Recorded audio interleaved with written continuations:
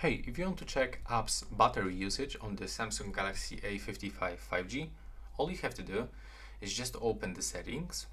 Now we have to scroll down and select the battery and open it. And from this, we have to scroll to this option and click to view the details. And as you can see, for today, the most of my battery is actually taking the Samsung Smart Switch application, the Google Play Store, and that's all. I just turned on this device for like, I don't know, 20 minutes ago, so this is the reason why there's only a few apps. And you can also go for the other days, and if there's like any application that actually draining your battery, you can just click on it and take a look, get some more inside data. So now, let's say that there's like any application that you are not using often. For example, the smart switch. For some reason, it's actually taking the battery. So we can actually block this application by going into the apps screen.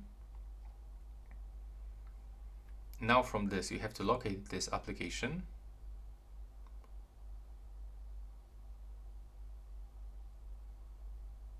Click on this app, and from this, you have to move into the battery. And if you actually cannot get the unrestricted mode, you can actually disable this application. So it'll be actually like not available anymore. So yeah, that's how it looks. Right now, please subscribe.